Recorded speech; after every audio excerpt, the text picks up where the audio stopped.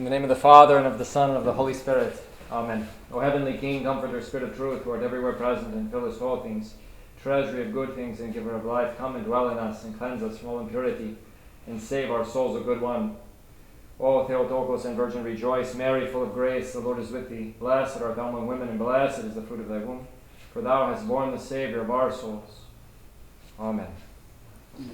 All right, so we're ready to begin our second lecture. This lecture will probably be faster, more intense. Faster and we'll go through subjects faster. And we may not have as much time for questions. Are you ready? Michelle and Harla are on. Okay, that's fine. Very good. All right, so tonight we're going to talk about the service books of the church. These are all the books necessary to do services in the church. And so I'm going to begin by discussing the gospel book, the book I didn't bring. Why? Because it's holy. Right? The gospel book stays on the altar. And for me to take it off the altar, I need to put vestments on to even take it off. And the deacon never picks it up unless he has a blessing for me to do it. So if you actually watch the services, the deacon, actually during Divine Liturgy, the deacon will never pick up the gospel. The priest will kisses your hand? Yes, for many reasons he kisses my hand, but I will pick up the gospel and hand it to him, and he will kiss the gospel in my hand. The only time I can think of the deacon will pick up the gospel without me picking it up, is during festal matins, where he will go in and pick it up and then come out with it. But that's, again, at my behest. So the gospel book is not a book that anyone can just handle. Lay people can venerate it when it's out on display to be venerated, or when the priest is holding it during matins, they can come and kiss it. They can come and venerate it. But other than that, the gospel book is not a book that we pick up very much. So basically, with the gospel, this goes back to the earliest times of the church, right? The words of Christ, written down by Matthew, Mark, Luke, and John. Of course, Mark and Luke were not members of the 12. Matthew and John were. But the sayings of Christ became essential to the church, critical to the church. And in fact, to be honest with you, the gospel is so close to Christ that it is the greatest icon of Christ in the church. So when they would have a council of bishops, they would bring a gospel and set it in the middle and say, Christ is in our presence. The gospel is associated directly with Christ. So of all the icons of the church, the gospel is one of the greatest icons of Christ. It's so holy, we don't give it out for people to touch or hold or carry. This is carried by the priest, or is carried by the deacon with the priest's blessing. And so the gospel is literally the icon of Christ, and his words are literally the words of God. So the gospel is used during Divine Liturgy. It's also used during Matins. There are special Vespers where it will be used. But the gospel is the symbol of Christ, and that's what's kept at the altar. It's always kept on the altar itself. If you have a second gospel, you might keep it at the confessional, like our church does. We have an old gospel that is just no longer useful for serving. It's kind of damaged. It's old, and so people confess in front of it as an icon of Christ. They literally stand in front of the gospel and confess in front of the gospel in this really intense way. So the second book that I have for you is the Apostolos, the epistle book. Apostolos, apostle, this is the book of apostles. And in fact, we have in St. Paul's own words, his commands to some of the churches to read his epistles in their churches, but also to send them to other churches, and that those churches should send their epistles to the other churches. So St. Paul is actually commanding that his epistles be read not just in the community to which he sent it, but to all the communities that these can be passed to. There were other epistles, namely the epistles of John, the two epistles of Peter, the epistle of Jude, the epistle of James, that are called Catholic epistles or general epistles. These are epistles that were not written to a specific city, but were written to, it's in general. They're read as general epistles to the church. And so the epistle book contains the Acts of the Apostles all the way through Jude, but it does not contain the book of Revelation, which is not read in the lectionary. I'm not going to talk about the lectionary today. That is a huge, huge, huge topic that could go on for ages and ages and ages, how the lectionary developed, how we have the readings that we have, why we read in the way that we read. That's a very long topic, and it's a very long historical process by which the lectionary evolved to what it is now. And I do not have time to talk about that. Maybe someday in the future I will. So one thing I'll say is that in the church, we read in sections or in pericopes. And so the gospel section that is read during the service is called a pericope. Okay? And the section of the Old Testament, of the New Testament in the epistle book is called a section. The word of pericope really is only for the gospel. And so what's interesting is that we have two kinds of gospel books and two kinds of epistle books. The first kind of gospel book is probably the least common in the old times, and that is a narrative gospel, where we have all four gospels laid out in their entirety in one book, continuously. Okay, that's how you pick up the gospel in your Bible, right? You open the Bible, here's Matthew, the whole Matthew. Here's Mark, whole Luke, whole John. Okay. This is actually very uncommon in the old times. And our gospel book happens to be a narrative gospel book, in which the sections and the pericopes are delineated, they're marked out. So you know which pericope to read on which day. It'll say, on this day, the 8th Sunday of Pentecost, read this reading. But you have to understand, in the old times, and actually still now, there are many gospel books that are not narrative gospel books. They are pericope gospel books, which means there is no continuous 4 gospels. It's the pericopes are laid out 1, 2, 3, 4, 5 all the way through as they should be read during the year, which means they're not in the chronological order of the gospel narrative. They're in the order in which the pericopes should be read. So if you try to open that Bible, open that gospel book, and try to understand where you are, you would be massively lost unless you understood the way that the pericopes are arranged. So in the old times, these would be more common because they were probably easier to make, and they were probably more specific to the liturgical services that were on hand. And so a lot of gospel books would not have been narrative. They might not even have had the whole gospel, all 4 full, complete gospels. They would have had only the readings necessary for the liturgical year. And there are certain verses that may not get read just because they slip between the pericopes. So one of the things I'll also say is that sometimes the actual readings are changed, right? Because when you're reading, not in the narrative, but you're just reading these sections, introductory remarks have to be given, because otherwise you might get really confused. So if you notice, when the deacon or the priest reads the gospel, he will always have this kind of phrase that he'll say. He'll say, at that time. Or if it's a parable of the Lord, he will insert this phrase in which he will say, the Lord said. Okay? Because we need to know who's talking, right? I mean, hopefully, right? And so the reality is that these things would not be necessary if you're reading the entire narrative gospel, because you would have the context to know exactly what's going on. But that context isn't present when you're reading a pericope that might be only 5 or 6 verses. So the church will actually insert certain things in the beginning. And so the beginning of a pericope, you'll have certain instructions as to what you should say. And oftentimes in the epistle book, the reader will say brethren, as he's speaking to the brothers and sisters of the parish. He'll say brethren, then he'll begin the reading. And so even in the epistle book, there'll be kind of scripts that are given to be used. So not every single word is necessarily lifted directly from the gospel. The church, with its authority, alters some things to make it easier for those who hear to understand what's being said. Now, at the same time, obviously, the fullness of the scriptures was always preserved in the church, and probably larger churches would have had multiple gospels, a pericope gospel and also a narrative gospel.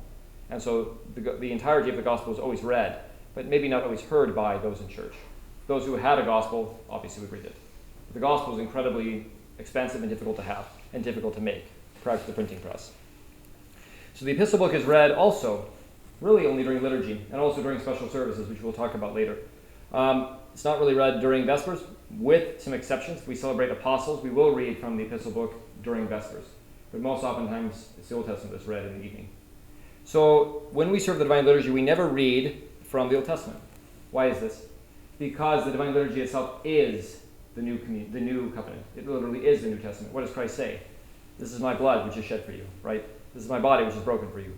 These things are the new covenant, right? So the Divine Liturgy is the new covenant. We would not read from the Old Covenant if we're serving the New Covenant. And so we never read from the Old Testament during Divine Liturgy. The only exception would be if we are serving a Vesperal liturgy, which we're combining Vespers and liturgy, in which case there could be some Old Testament readings that precede the Divine Liturgy.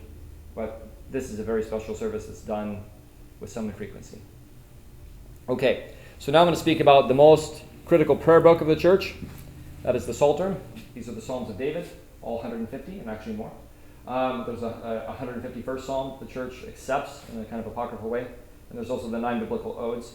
So the Psalter, when it came into existence, when David wrote his Psalms and those Jews who came after him added to these Psalms, these became the prayers of the Jewish people, and they actually became the fundamental prayers of the church. And so ultimately, when you look at all the church's services, all the public services, the Psalter is at the center of all of it. And I'll explain this. So when you want to pray the Psalter, there's multiple ways you can. You can start with Psalm 1, and you can literally pray through the entire Psalter. Right? This is good for private prayer. Many times people will do this. Holy monastics would try to read the entire Psalter every day. That's how they would try to live. And so the Psalter became kind of the center of the Christian spiritual life. The second way you can read the Psalter is you can apportion it out, and you could read certain psalms at certain points of the day. So that is actually the work of the church services. There's many different divisions as to how the Psalter was set up. There's many different Psalters that existed throughout the history of the church. And so St. Hilary of Poitiers in the west would divide the Psalter into 3 sections, each of 50 psalms. St. Gregory of Nyssa would divide it into 5 sections.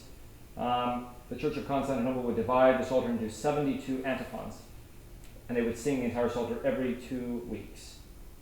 The way the Psalter is currently divided follows the Palestinian way, the way of the Marsava Monastery, where we divide the entire Psalter into 20 kathismas, these sections, 20 of them.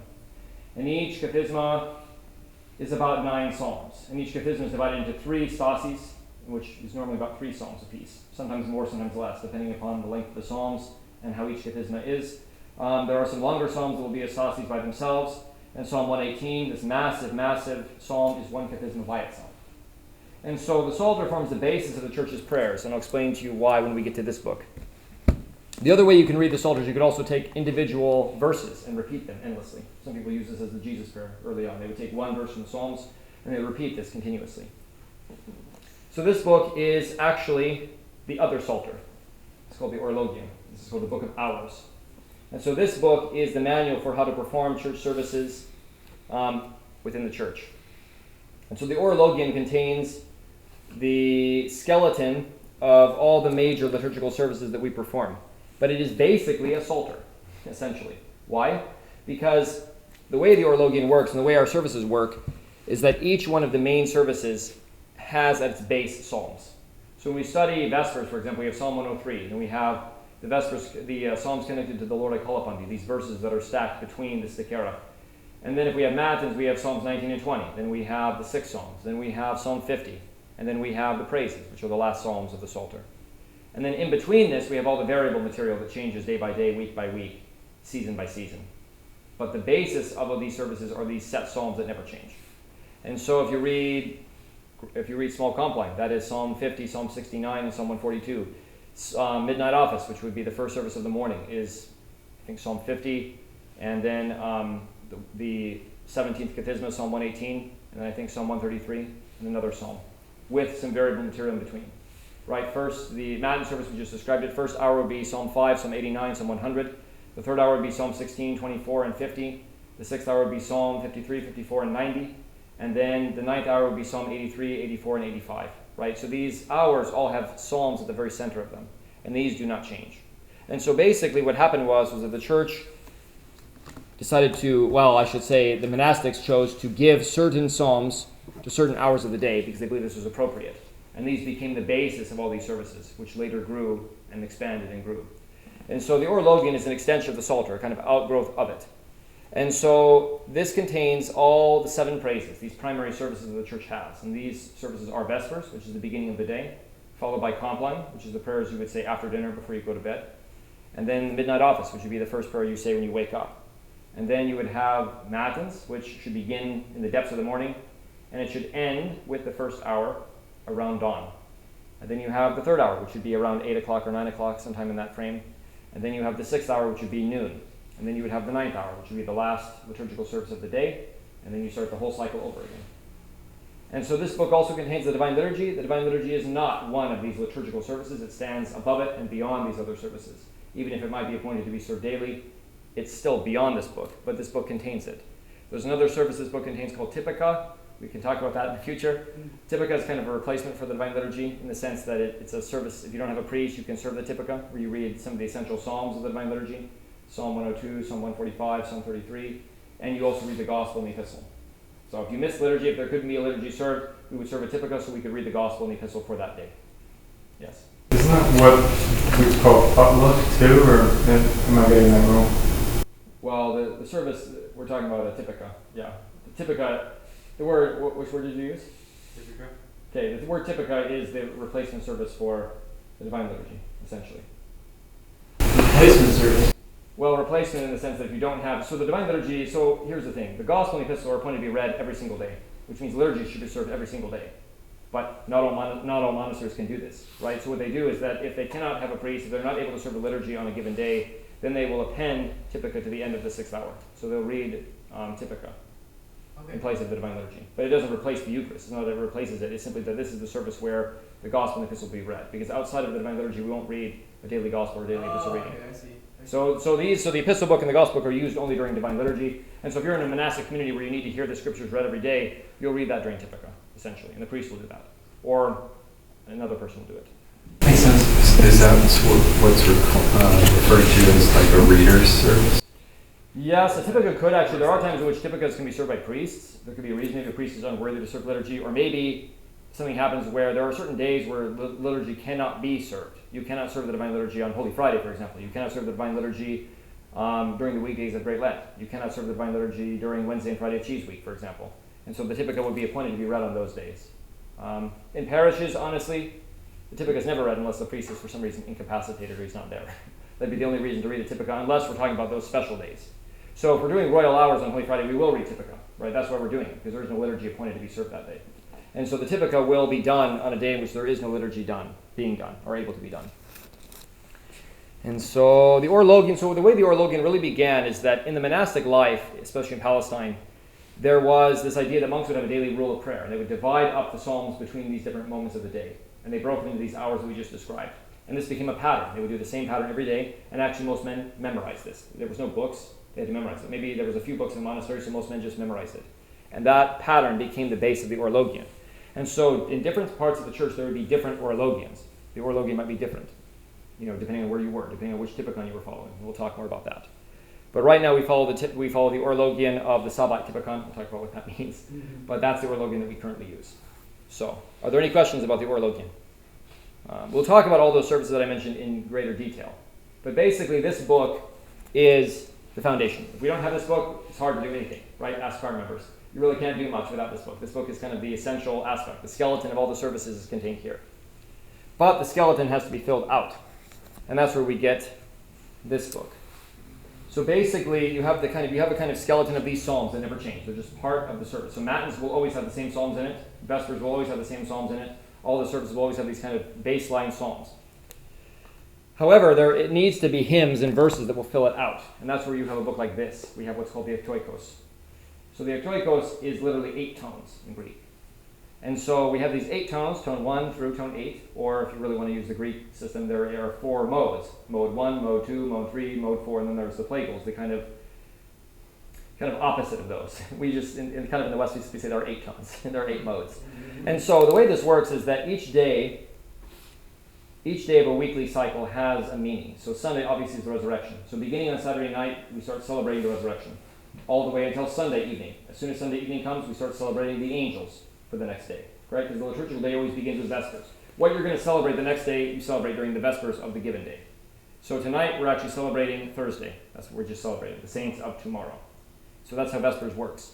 And so if you listen closely to Vespers, you heard that there was a lot of general hymns for the apostles. Why is this? I'll explain why. So every single day has a liturgical meaning. So Sunday is resurrection. Monday is the angels. Tuesday is John the Baptist. Wednesday is the cross and Mother of God. Friday is the saint, the cross and the Mother of God. Thursday is John the Baptist and St. Nicholas. Forgive me. The apostles and St. Nicholas. I'm sorry. The apostles and St. Nicholas. And then Saturday is the departed. And so for every single day, we have hymns from the Ektoikos representing these general topics. The resurrection, John the Baptist, the angels, so forth and so on. All in tone 1. And as soon as that week is over, we'll go to tone 2. And we'll have hymns also for all these general topics for every day in tone 2. They won't be the same hymns. They'll be very different hymns, but they're touching on the same subjects. And then tone 3, and then tone 4, and then tone 5, and then tone 6, tone 7, tone 8. And when that is complete, we start over again. We go back to tone 1. And we'll hear the very same hymns we heard 8 weeks ago. Right? So if you attend Sunday services, you'll hear these hymns that will come to you, and they'll be gone for a while, and they'll come back again 8 weeks later. Okay? That is the tones being cycled through. And so the Ektoikos has these kinds of general things, dealing with these general themes. But the most important is Sunday. And I'll explain why when we get to the Menaion. And so we have this layer. We have the basic psalms, the basic skeleton in the Orologian. Then we have this layer, this kind of weekly schedule with differing tones week by week. Okay. Then there's a third layer. The third layer is the Menaion. And so the Menaion we have 1 volume for each month. So the Menaion basically contains all the saints celebrated 365 days of the year. So we have this kind of weekly cycle where we have maybe John the Baptist on Tuesday. Then we also have the saints celebrated on whichever given day of the year, right? And so we have to open this book and see which saint is going to be celebrated tomorrow. Okay, it's going to be this saint. So now we need to take hymns from that saint and the material from this, and we need to plug it into this, this system, whichever service we're using, whether it's Vespers or Matins. And so the one thing that will happen is that not all saints are equal. Some saints are greater than others, and some saints will have greater celebrations than others. And so today we actually had a very light celebration. right? The Vespers that we did was a low Vespers, because the saints we're celebrating are not necessarily, they're not weighted heavily, and they don't have a lot of hymns. They don't have a lot of material in the Menaion given to them. In fact, they may not even have had a troparium. And so what happens then is that if you have a great saint celebrated on a Tuesday, let's say we have St. George celebrated on a Tuesday, what happens then is that the material from this book will actually annihilate the material from this book, as in this will come to dominate this. But if you have a saint that is of a lower rank, then these two will share. The only time that this will ever triumph over the Menaion is Sunday, because Sunday can never be obliterated. So the resurrectional material that we have on Sundays can never be extinguished, right? So no matter how great a saint is, he will have to share, or she will have to share, with the resurrectional material for Sunday that comes from this. So Sunday always has a tremendous priority. Sunday is a very special feast that happens every single week. And so nothing can trump a Sunday except a feast of the Lord. So if Christmas falls on Sunday, then the resurrectional material for that Sunday will be wiped away by Christmas because it's more powerful. So a feast of the Lord will actually triumph over this. But otherwise, these two will have to share. And actually, during the weekdays, this material is less important than this. And so this will come to dominate. Why? Because this is done every 8 weeks, continuously. This is done once a year. So the saint we celebrate here will be done only once a year, if that makes any sense.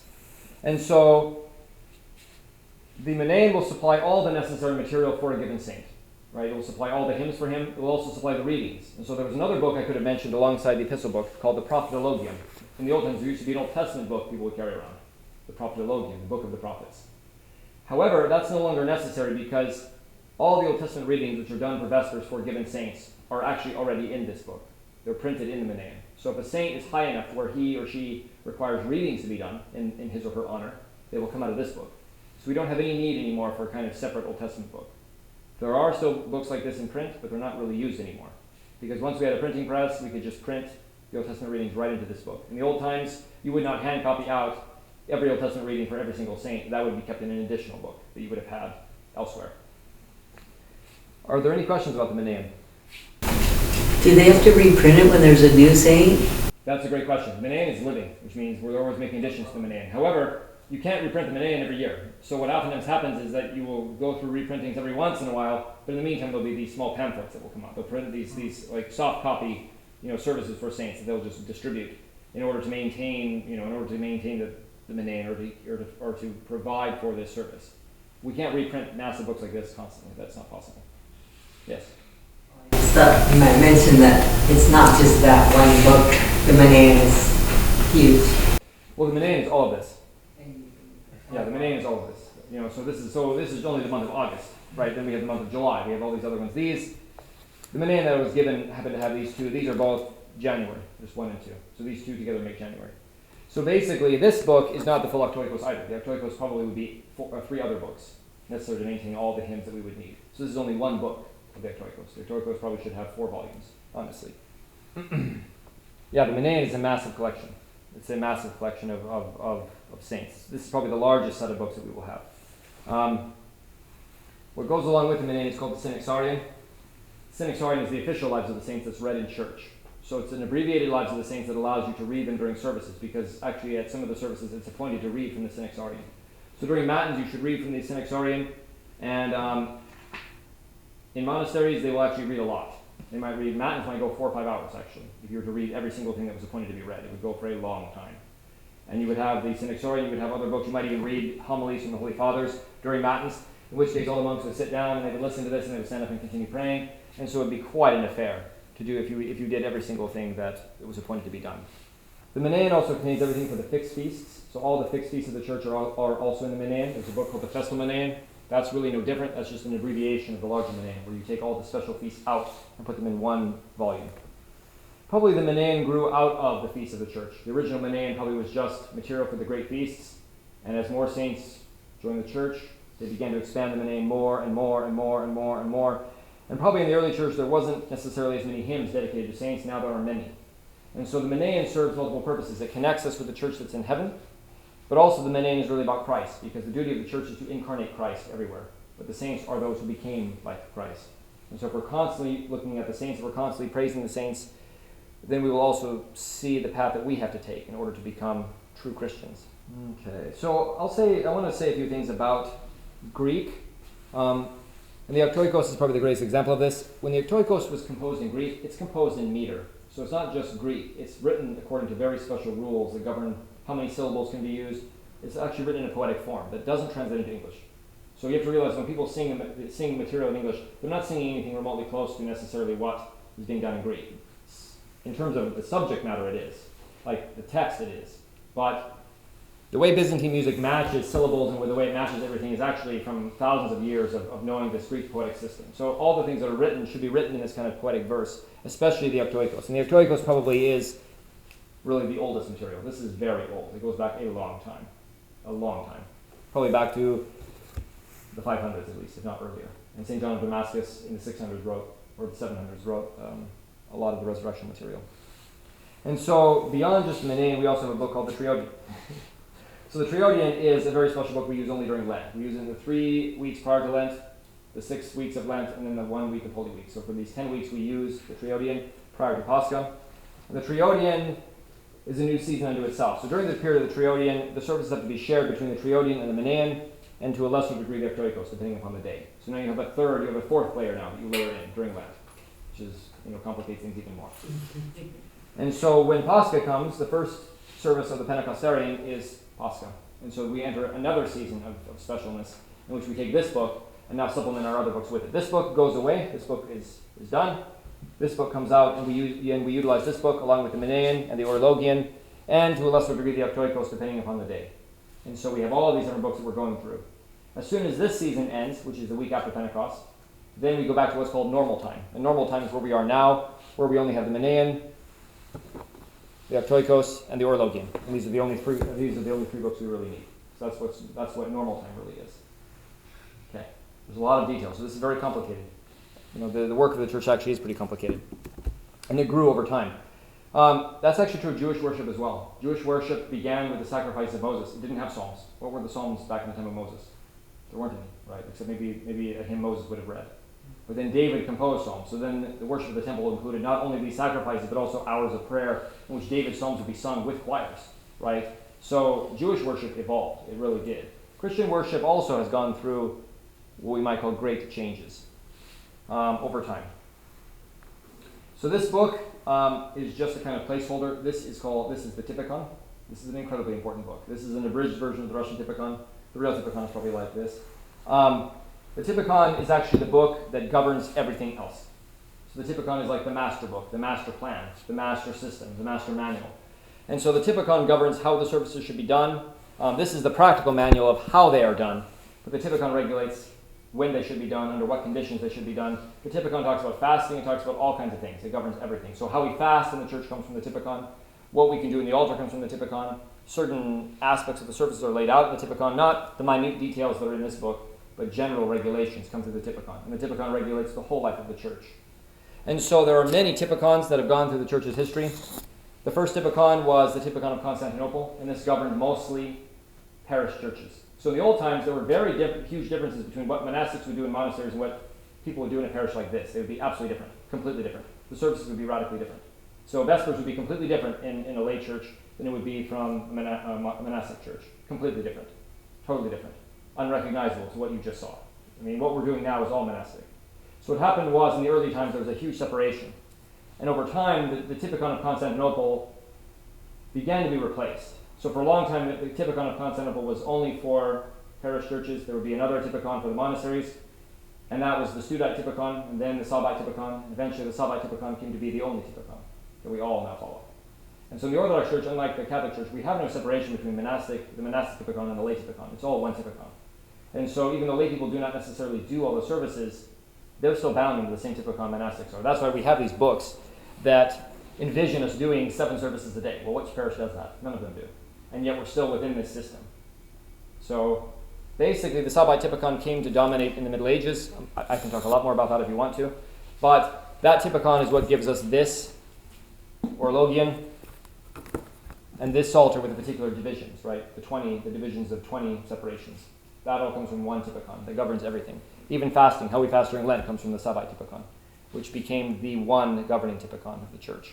And so this is like the master book. This is the master book that governs everything, but as I said, this is just a kind of abridged English translation of the Russian Typicon, which is a version of the Savite Typicon. You said that in certain times it could be it could replace liturgy. So No, that's the service of Typica. I'm talking about something called the Typicon. okay. The Typicon is like a rule. So the word Typicon can be used in different ways. The word Typicon can be used in a grand way, meaning the Typicon, the great Typicon, the big Typicon. Or the word Typicon can be used in a subjective way, like the Typicon of a monastery. Every monastery is slightly different. Every monastery has a slightly different rule. And so if you go to one monastery, their Typicon is like this, another monastery might have a Typicon like this. It might be slightly different. Even a parish is a Typicon, right? A Typicon is like the rule of our parish. How does our parish function? Right? We have a kind of particular way that we operate. So our parish follows the Savite Typicon with some with some amendments, right? In the Savite Typicon, you do vigils. So we should do a vigil for every single Sunday. In the Studite Typicon, which is another monastic Typicon, you would never do vigils at all, ever. And so it was just a very different system. And so we follow a particular one, which is what most of the church today follows. So, forgive me. We could talk about each one of these things for like a year probably, because there's so much detail to be given. So we're giving you like the most basic like discussion of what each of these things really would mean. So if you have questions, please ask. I would be happy to answer any of them. But I may not have given you enough information to formulate good questions. It seems like a lot at first, but it only makes sense when you think about how old the church is, how long it is. Yes. So what I said last week was about thinking about the heart. It's very good for you to remember that this time, because we are going through all these different details, and so I can try to flesh out more for you about what these things mean spiritually, but right now I'm just giving you the facts of how things work. So the next set of books that I would talk about would be the actual service books for the priests. So we've talked about all these service books. These are mostly for the choir. These are mostly for the kleros, for the chanters, right? The chanters are going to be reading out of the Orologion. The chanters will have the Psalter. The reader will come and read from the epistle book. The chanters will use the Octoikos, the Menaion. If we're in Lent, Triodian. If we're in the time of Pentecost, the Pentecostarian. And then they will also read from the Synaxarion. So the priest, however, will use another book. He will use a book called the Aratikon. This is entitled the Liturgicon. The Aratikon or the Liturgicon basically contains all the priestly parts for all of these services. So this is a large book, and it contains everything, including matins and everything. What's your deal? Did you say priestly things? No, all the priestly parts. All the priestly. I heard priestly, and I was like, oh, that's kind of like. No, priestly. No, all the priestly prayers, all the priestly words, all the priestly things. So this book really couldn't be used by the choir. It really couldn't be used by laity either, because it would be hard to understand what it is doing, because it basically contains these very, very small abbreviations for what's going on outside, but it shows the big parts for what the priest has to do, what he will have to read. So that no one could really follow along with this unless you knew the services really, really well. But most people don't see these prayers, and so they'll say, well, what is this prayer? I never hear this during Vespers, I never hear this during Matins, I never hear this during liturgy. What are these prayers? Well, these are the prayers the priest has to say. And so the Liturgicon can exist as a larger text, or you can have a pocket version. This is actually what most priests opt for. This is one volume of the Eratikon that contains everything about liturgy, and this is a liturgy book. So a priest could slip this into his pocket if he needed to. With a book like this, it's much less practical unless you have a stand on the altar or a stand next to the altar that you can lay this on. There are stands that go on the altar, there are stands that are off the side of the altar. So some priests will use books this large, but this is not usually very practical. You need a bigger pocket. Yep, you need a larger pocket, which Catholics have big pockets, but not that big. So, any questions on these? I just have a quick question.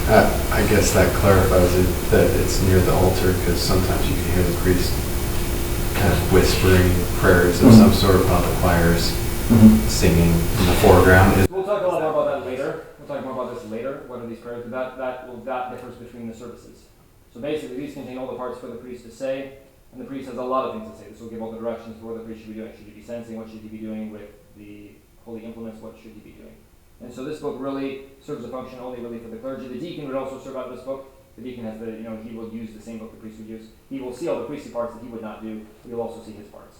And so the deacon and the priest will use the same text, basically the same book to work off of.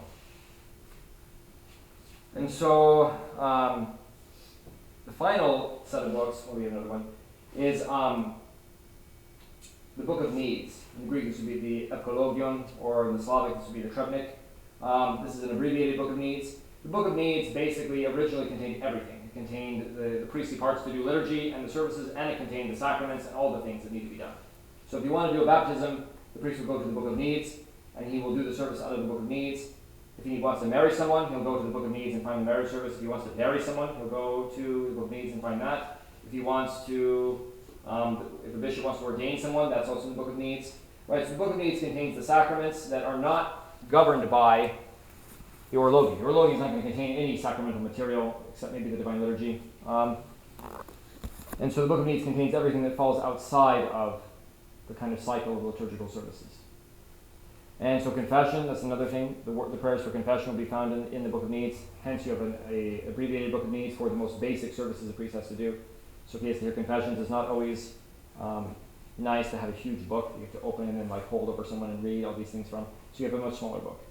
So the Book of Needs contains literally everything. It contains everything from sacraments to if some farmer wants me to bless his well, I'll take the Book of Needs and bless his well. If a farmer wants me to bless his grapes, I can do that as well. Right? If somebody is demonically possessed, all the prayers of exorcism are read out of the Book of Needs. The Book of Needs basically contains everything. It contains services for blessing. If I want to bless a church implement, if I want to bless someone's car, if I want to bless an airplane, if I want to bless pretty much anything, it's contained in the Book of Needs. And so in Romania, they would have a huge Book of Needs. It would be 1 volume. Here we have 4. But we also have an abbreviated one. So that's why you see Russian Orthodox priests blessing everything and anything. Yeah, and the Book of Needs for everyone is the same way. In Serbia, it would be the same, right? I mean, the Book of Needs contains all, that's what's called the Book of Needs, because it contains pretty much all the needs that we have, beginning with the sacraments, but then going to much lesser things. Monastic tonsures in the Book of Needs, honestly. Even though I as a priest would never be doing this, that would be for a monastic priest to do. But the point being is that all needs are kind of covered by the Book of Needs. So monks would use the book. Yep. Well, the Trebnik is used by pretty much everyone. If you want to do the blessing of the waters, that comes from the Book of Needs. Right, so if you want to make holy water, that comes from the Book of Needs. It's pretty much all major services come from this. Yes. I wanted to know if that, like, say someone departed, does that have stuff for departed people or? Yeah. Okay. It has everything. It is the book. Like this book even has things for the departed as well. So all the material necessary to serve someone's funeral, over the moment of someone's death, all the memorial services that come after, all of it is contained in the Book of Needs. Hence, you have 4 volumes. That's why you have so much paper, because there are so many prayers that are covered in it. So pretty much, I mean, again, this honestly is not even exhaustive. The books in the Old Country are actually much more exhaustive than this. So this, unfortunately, is actually not as exhaustive as it should be. This English version. So like even when the bishop blesses the oil for like a 19. Oh, that's different. That actually, I'm not sure of that. I have to look at that service is here or not. The service of him creating chrism, that might be in the Book of Needs. I have to go and look. That's not a service I can do, so I've never really looked to see if that's present in the Book of Needs. So yeah. The final book I'll talk about is the Book of Acathists. I'll just use this as a stand-in for all canons, acathists, prayers that are blessed by the church, but they're not necessarily, they're extra liturgical, right? Acathists are not books that are typically, they're not typically performed in a liturgical setting. These are usually outside of it. Right? So these services are done devotionally. And so these can be done for saints at any time, but they're not assigned to be done within the Orologium. They're not assigned to be done at the set times of other services. So these are liturgically blessed. They can absolutely be sung in church. They can also be done devotionally at home, but they're not necessarily for set services within the church. So they're extra liturgical, so to say, but completely blessed. Those extra liturgical ones, is that like Molebens and the Paraclesis? Yes, Paraclesis, Molebens. Yeah, these are, in a sense, extra liturgical in the sense that they don't fit within the cycle of 7 daily services. These 7 continuous daily. So when we're talking about liturgic, we're talking mostly about this. These sets of formal services that are done. Okay, outside of that, it doesn't mean it's illegitimate or illicit. It simply means it's kind of extra liturgical. It's outside of the realm of what we call formal liturgical services. But it doesn't mean that it's somehow, not good. It's simply that. So if people want an Akathist served, this is typically done at a kind of subjective basis. I want a Moleben served. I want a service of supplication served for an ill person, or we're suffering a famine, or we're suffering some kind of issue where we need to do this for a special reason, right? These kinds of devotional. Or, for example, we could celebrate the Akathist to our patron saint. But we would not necessarily do that during Matins because it's not appointed to be done at that time. We wouldn't do it during the Divine Liturgy because it's not appointed to be done then either. We would do it at another time that we specify, that we would wish to honor our saint. So we would celebrate an Akathist to him at another time, at another location. So it would be extra liturgical, but blessed, obviously. Akathists are massively popular among lay people, among all people, among monks, among priests, Oftentimes in monasteries they'll be served. Oftentimes monks will say them privately in their own homes. In their own cells as part of their prayer roll. Lay people will say them in their homes. Priests will say them in their homes. And they can be done formally within church as well. So if you're starting a church, the priest has to know all the books? The priest should know all the books. He should know what they mean at least. He should understand them. And you train the people up under him? That's true, yes. If a priest is actually going to go and start a mission from scratch, then yes, he would need to train all the people on what they need to do and to guide them as to how they should operate. Yeah, that's absolutely true. That is completely true. It'd be hard. Yeah, that's why priests require some training. That's where you have to actually receive some training.